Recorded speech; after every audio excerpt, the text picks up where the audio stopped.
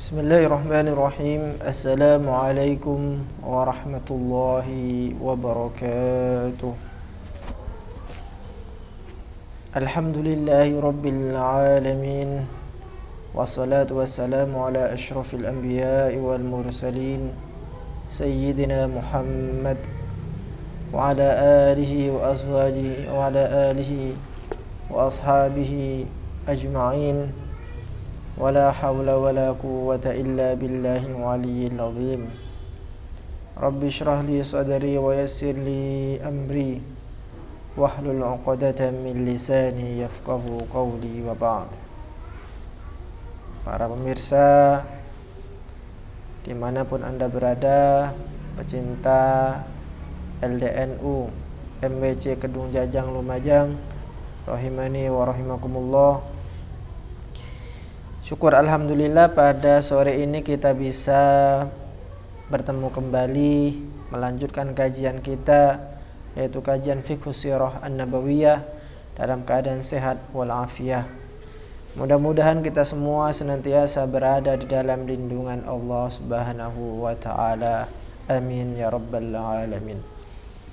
Salawat serta salam mudah-mudahan tetap tercurah limpahkan kepada junjungan kita Nabi Agung Nabi Muhammad sallallahu alaihi wasallam.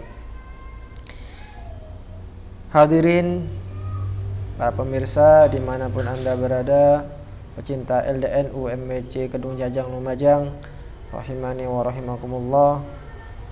Pada pertemuan kali ini kita akan membahas tentang suatu tema, yaitu gambaran masyarakat Arab jahili. Masih dalam buku yang sama, yaitu buku Fiqhu As-Sirah An-Nabawiyah pada halaman 37 dengan judul Al-Jahiliyatu wa ma kana fiha min baqaya al-Hanafiyah, yaitu masyarakat jahili serta sisa-sisa peradaban dari agama Hanifiyah, agama yang diwariskan oleh Nabi Ibrahim beserta anak-anaknya. Dalam membahas ini kita akan membaca juga satu kitab, yaitu kitab Ar-Rahiqul Mahtum, tepatnya pada halaman 49 dengan judul Suwarun minal Mujtama' al-Arabi al-Jahili, gambaran tentang masyarakat Arab jahili. Namun sebelum itu kita marilah bersama-sama membacakan surah Al-Fatihah dengan niatan mudah-mudahan apa yang kita pelajari bersama menjadi ilmu yang bermanfaat. Ala hadiniya wa ala kulli niyatin salihah ila hadratin Nabi Mustafa Muhammadin sallallahu alaihi wasallam wa ala alihi wa azwajihi wa dhurriyyatihi syai'un lillahi. Al-Fatihah.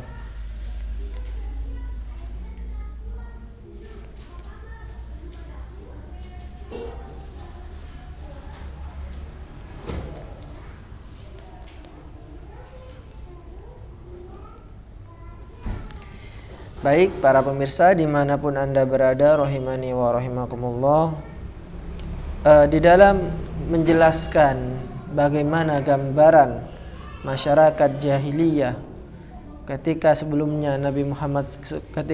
Nabi Muhammad sallallahu alaihi wasallam diutus kepada mereka, ini merupakan pembahasan yang penting dalam rangka kita ingin mempunyai gambaran tentang bagaimanakah kemudian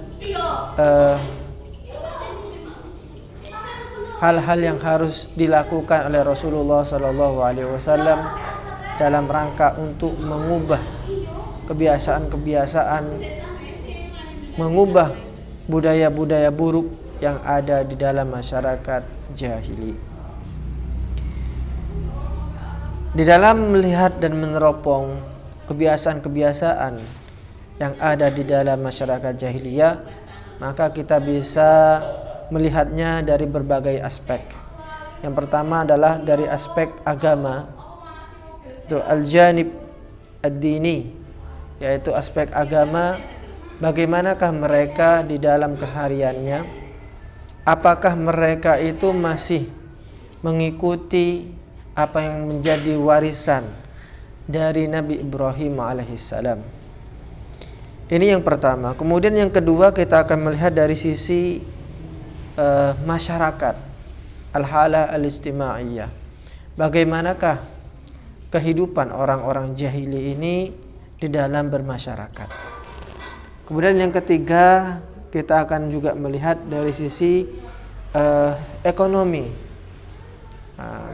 Sisi ekonomi ini pun juga penting dalam melihat dan meneropong tentang gambaran masyarakat Arab jahili, al-halah al-iqtisadiyah.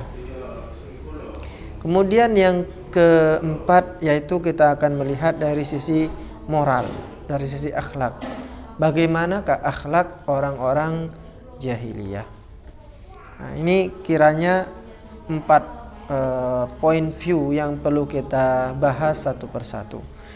Yang pertama, kita akan membahas di sini dari sisi agama. Bagaimanakah orang-orang Arab jahili sebelum Nabi Muhammad SAW diutus. Di halaman 37 dalam kitab Fiqhus Sirah An-Nabawiyah dijelaskan, wa hadhihi aidan muqaddimatun hammah la budda min dirasatiha qabla al-khawdi fi abhathis sirati wa ma fiha min fiqhin wa idhatin. Kata Syekh Muhammad Said Al-Buti, Muhammad Said Ramadan Al-Buti, rahimahullah, menjelaskan bahwa pendahuluan tentang bagaimanakah orang-orang Arab jahili sebelum Nabi Muhammad datang ini merupakan muqaddimah yang penting, yang harus disodorkan, yang harus diketengahkan sebelum kita nyemplung lebih dalam, menyelami lebih dalam pembahasan-pembahasan yang ada di dalam Sirah An-Nabawiyah. Idh hiya tantawi ala haqiqatin la yazalu khusum hadad din. Ini penting untuk kemudian kita pahami. Mengapa? Karena dengan begitu kita akan mengetahui bagaimana medan-medan yang akan dilewati oleh Nabi Muhammad SAW dalam rangka untuk membentangkan dakwah, dalam rangka untuk menjelaskan risalah Nabi Muhammad SAW. Wa khulasatu hadhihi al-haqiqati anna al-islam laysa illa imtidadan lil hanifiyyati samha allati ba'atha Allahu biha abal anbiya'i Ibrahim alaihi salatu wassalam. Pendeknya kata beliau di sini bahwa Islam seperti yang kita katakan pada pertemuan sebelumnya itu tidak lain hanyalah sebagai tangan panjang, sebagai titik yang menjadikan pelengkap ataupun titik penyempurna dari risalah-risalah yang sebelumnya, dari tugas-tugas yang Allah embankan kepada nabi-nabi sebelum Nabi Muhammad SAW. Dan itu semuanya sepakat bahwa Islam datang dalam rangka untuk menyambungkan estafet visi misi yang telah Allah berikan kepada nabi-nabi sebelum Nabi Muhammad SAW. Nah, khusus untuk di tanah Arab sendiri,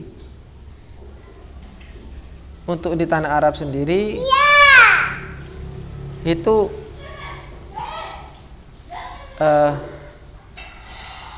ada nabi, yaitu Nabi Ibrahim alaihissalam, yang merupakan kakek yang kesekian dari Nabi Muhammad SAW. Nah, dari Nabi Ibrahim alaihissalam kepada Nabi Muhammad SAW itu terlampau begitu jauh, berabad-abad. Kita tahu antara Nabi Nabi sebelum Nabi Muhammad, yaitu Nabi Isa alaihissalam, dengan Nabi Muhammad SAW itu sekitar 570 tahun. Apalagi kemudian kalau dibandingkan dengan Nabi Ibrahim alaihissalam, maka tentu akan sangat jauh juga. Nah, dari jangka waktu yang sangat rentan jauh seperti itu, maka tentu perubahan-perubahan di dalam masyarakat itu akan terjadi, termasuk perubahan di dalam meyakini keagamaan. Nah, kita tahu satu misal di dalam tradisi Kristen, satu misal di mana Nabi Isa alaihissalam ketika membawakan risalah, membawakan visi misi dari Allah Subhanahu wa taala, mereka pada awalnya orang-orang Nasrani itu mempercayai Nabi Isa alaihissalam. Nah, kemudian dengan berjalannya waktu, maka kemudian risalah itu, ini versi Islam ya, dalam melihat perkembangan agama Nasrani, itu kemudian mengalami perubahan-perubahan, dan perubahan-perubahan yang sangat signifikan. Pada puncaknya kemudian pada tahun 250 Masehi, ketika terjadi rapat di Konsili Nikia, nah disitulah kemudian terjadi perubahan yang sangat radikal. Nah, ini kita tidak akan bahas tentang itu. Artinya bahwa di sini di dalam rentang waktu yang amat jauh ini kemudian agama mengalami perubahan. Kalau dalam bahasa Al-Quran itu watala alaihimul abadu. Nah, untuk yang orang Arab sendiri, bagaimana perubahan-perubahan yang terjadi, terutama perubahan di dalam konsep beragama mereka. Nah, ini dijelaskan sendiri oleh Nabi Muhammad SAW. Dikatakan bahwa wa kana awwalu man adkhala fihim asy-syirk wa hamalahum ala ibadatil asnam Amr ibn Luhai. Nah, ada satu sosok, seorang yang membawa dan merubah agama Hanifiyah dari Nabi Ibrahim alaihissalam ini, kemudian dirubah menjadi kesyirikan dengan membawa patung-patung untuk mereka sembah, yaitu ada namanya Amr ibn Luhai. Dan itu diberitahukan, diinformasikan oleh Rasulullah SAW.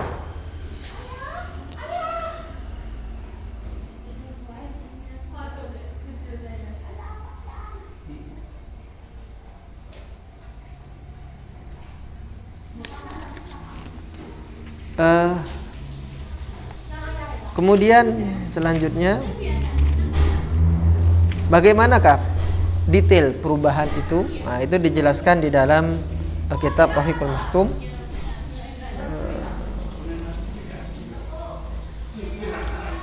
Di halaman 41, Diyanatul Arab, agama-agama orang Arab. Kana mu'dhamul Arabi ittaba'u da'wata Ismail alaihi salam hina da'ahum ila dini abihi Ibrahim alaihi salam. Fakanat ta'budullaha wa tauhidahu wa tadinu bidinihi. Kebanyakan mayoritas orang Arab itu pada awalnya mereka mengikuti agama Nabi Ismail alaihissalam, sebagaimana Nabi Ismail diwariskan dari Nabi Ibrahim, ayah beliau, yaitu apa? Fakanat ta'budullah, mereka menyembah Allah semata. Hatta tala alaihimul amadu wa nasu hazzam mimma dzukkiru bih. Sehingga dengan jarak waktu, kurun waktu yang terlampau jauh, maka kemudian ada perubahan-perubahan.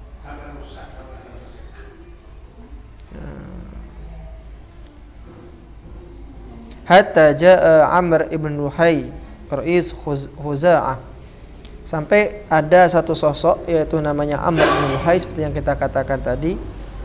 Dia adalah ketua suku dari Khuza'ah. Wa kana qad nasha'a ala amrin 'azim min al-ma'rufi was sadaqati wal hirsi ala umurid din.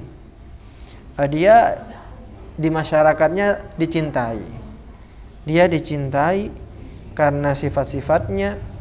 Bagi orang masyarakatnya ketika itu, dia dianggap sebagai orang yang soleh, sebagai orang yang berhak untuk ditokohkan. Nah, masalahnya di sini kemudian Amr bin Luhai ini dia mempunyai kecenderungan untuk membangkang. Ketika dia bersafari, ketika dia pergi ke daerah-daerah dan menemukan inspirasi, menemukan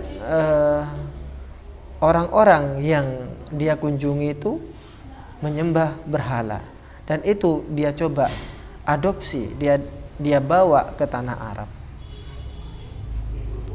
Dan berhala atau patung yang paling tua yang menjadi Tuhan mereka itu namanya Manah.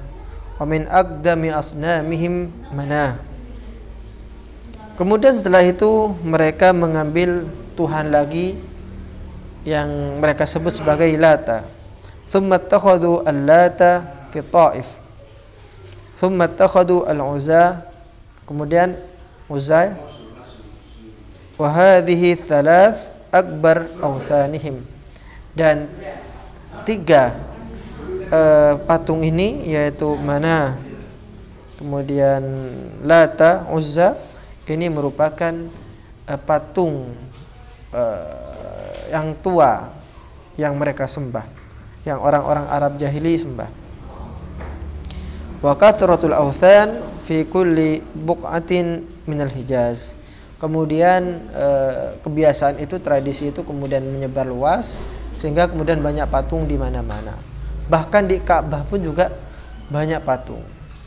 Itu terbukti ketika Nabi Muhammad SAW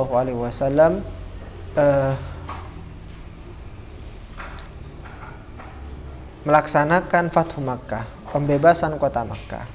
Nah, ketika pembebasan itu ditemukan ada 360 patung yang berkeliling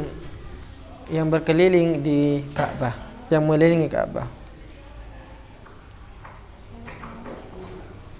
Wa qad mala'u al-Masjid al-Haram bil asnam wa lamma fataha Rasulullah sallallahu alaihi wasallam Makkah wajada hawla al-baiti 360 sanama.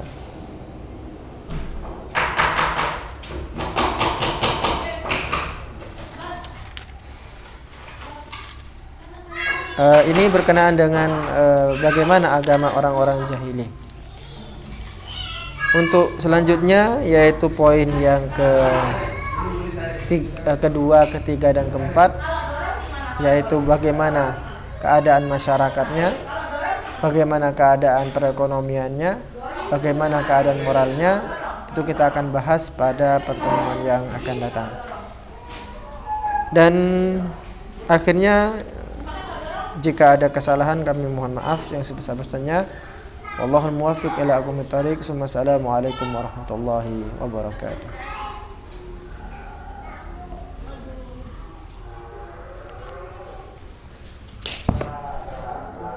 Aduh.